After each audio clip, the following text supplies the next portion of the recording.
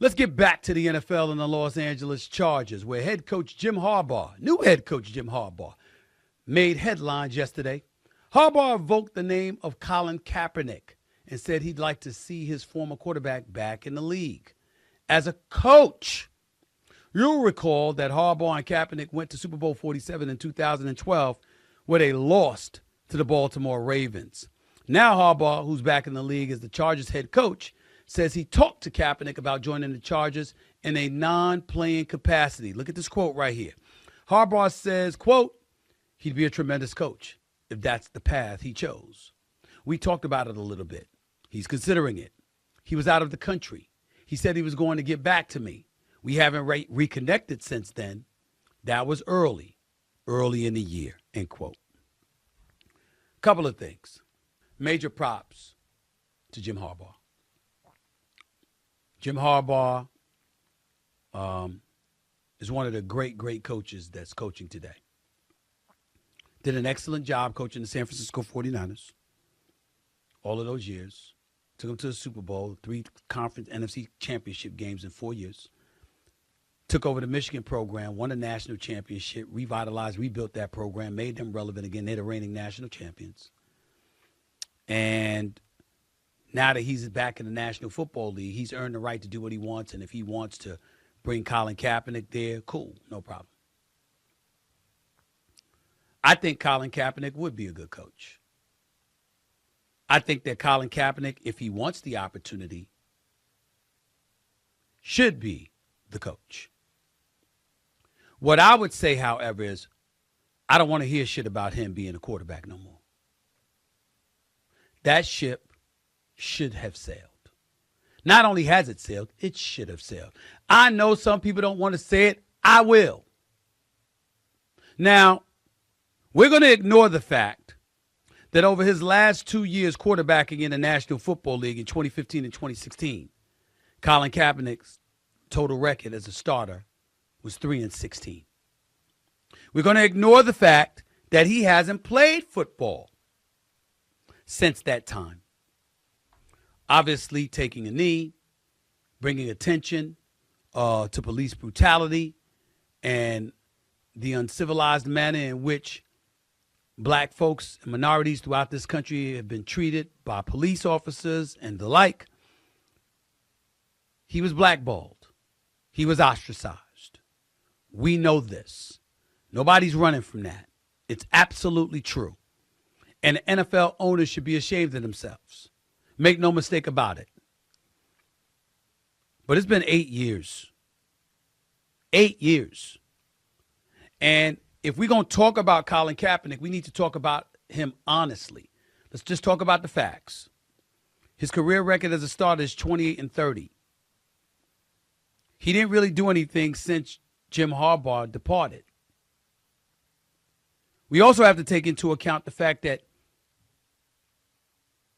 Commissioner Roger Goodell, the National Football League, in concert with the likes of Jay-Z and Rock Nation and others, facilitated a return to the National Football League for Colin Kaepernick. We want to act like we just want to throw that aside.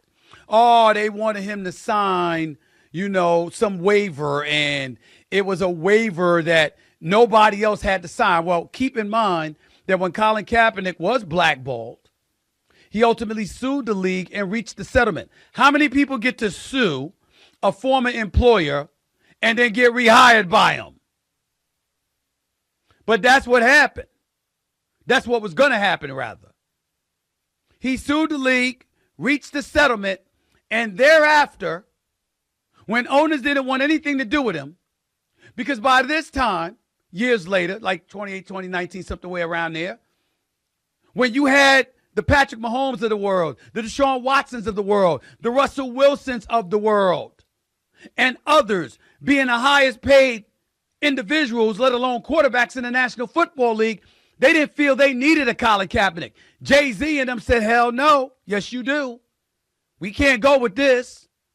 You need to give that man a chance. And Commissioner Roger Goodell supported that. And what did they do? Colin Kaepernick, with his lady, who at the time were looking for support to get one team One, to give him a tryout. Roger Goodell and the National Football League facilitated a tryout situation at the Atlanta Falcons practice facility with all the bells and whistles, coaches, film, everything.